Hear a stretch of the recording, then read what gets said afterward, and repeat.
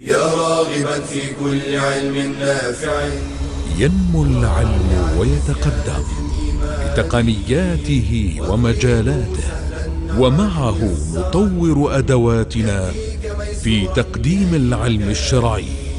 أكاديمية زاد أكاديمية ينبوعها صاف ليروي غلة الظمآن، والسيرة العلياء عطرة الشدى طيب يفوح لأهل كل زمان. بشرى لنا زاد أكاديمية للعلم كالأزهار في البستان.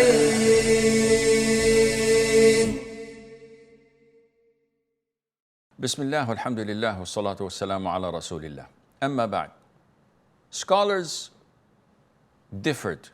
Does Islam love poverty or does Islam promote wealth?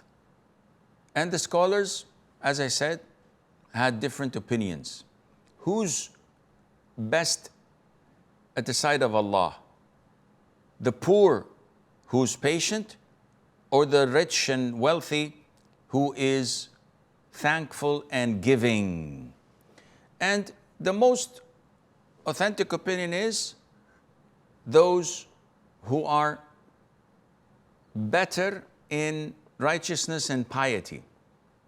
And some scholars said, no, the wealthy person who gives to others and benefit Muslims and Islam is better than anyone else if they are in the same level of righteousness and piety. And the majority of the 10 heaven-bound were rich, such as Abu Bakr, Uthman, Abdul Rahman, Sa'ad, Az-Zubayr, Talha, and Sa'id ibn Zayd, may Allah be pleased with them. They were all rich individuals. And the Prophet ﷺ would acknowledge their wealth when they assist and help in spreading Islam. The Prophet said, alayhi salatu wasalam, there is no wealth that had ever benefited me more than the wealth of Abu Bakr. And the Prophet ﷺ used to visit them, and he used to encourage them to give and guide them to the best means of charity. Abu Talha, may Allah be pleased with him, was one of the richest in Medina.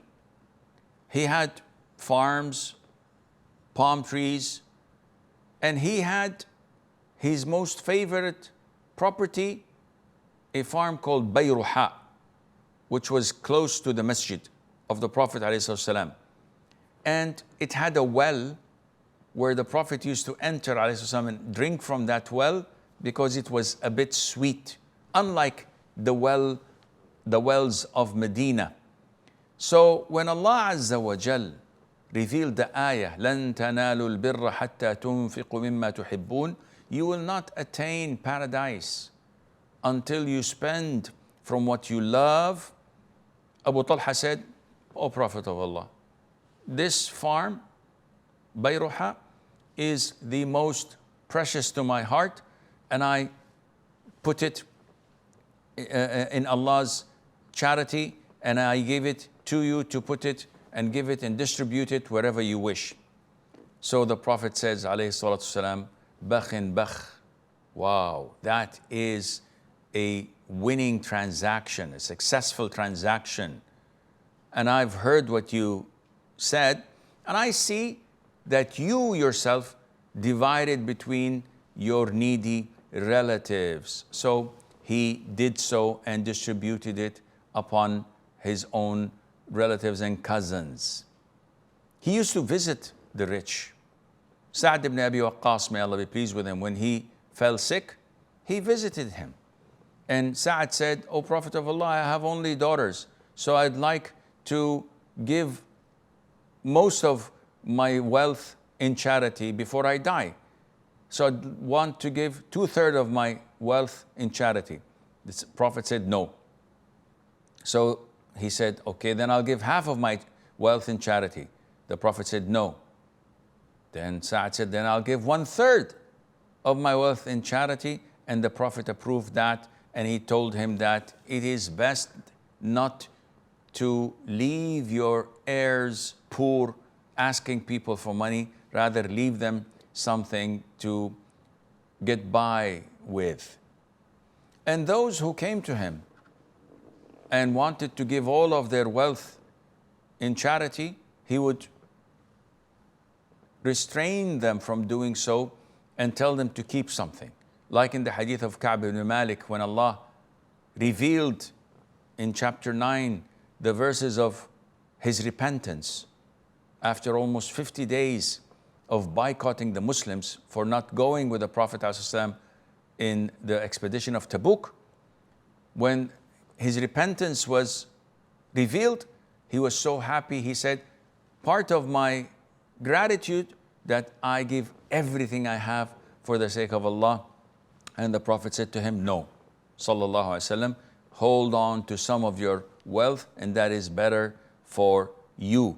And there is no contradiction between this and the hadith of Abu Bakr, who gave all of his wealth 3 times in the life of the Prophet ﷺ, because it differs from one person to the other. Abu Bakr's iman and trust in Allah's provision and his knowledge and hard work in commerce and trade allowed him to do this task, and the Prophet to accept it from him, alayhi as-salatu was-salam. And the Prophet used to encourage the rich to show Allah's grace upon them. Malik ibn Nadla, may Allah be pleased with him, he said, I came to the Prophet once, alayhi sallam, wearing torn out garments, very cheap. So the Prophet asked me, do you have wealth? I said, yes. And the Prophet said, what kind of wealth do you have? I said, Allah gave me everything. I have camels, I have cows, I have sheep, I have slaves, I have horses. So the guy is rich. So the Prophet said to him alayhi salatu, if Allah gave you money, then let Allah see the traces of such grace and favors upon you. And the Prophet ﷺ would compliment and praise their acts of charity. Once he encouraged the people to give in charity, and this was for the expedition of Tabuk, and it was times of hardship. So people gave little, except Uthman. He came and he poured 1,000 dinar in the lap of the Prophet ﷺ, and that was a huge amount of money. And the Prophet said ﷺ, nothing Uthman ibn Affan would do in the future that would harm him or affect him negatively after what he had done today. And the Prophet ﷺ used to mix with the rich in their markets, in their souks, and he used to advise them and warn them from Allah's torment. And he used to say to them, "O merchants, be aware that merchants would be resurrected on the day of judgment as sinful people, except those who fear Allah and they are truthful when they trade." And he would detect people trying to deceive others, and he would correct them and say, "No, you can't sell something deceiving others like this. He who cheats us is not from among us." And he used to make dua for barakah. When Abdurrahman ibn Auf got married and he told him about the dowry he gave, the Prophet said, then offer a walima even by 1 sheep. May Allah put barakah for you. And he used to ask those who are rich to be easygoing. The Prophet says, alayhi salam, Allah the Almighty admitted a man to paradise. Why? What did he do? He was easygoing when selling and when buying and when collecting the debts. And he used to warn people from being arrogant. And this is a trait that many rich people have, where he said, alayhi salatu wasalam, he who has an ant weight of arrogance in his heart would not be admitted to Jannah.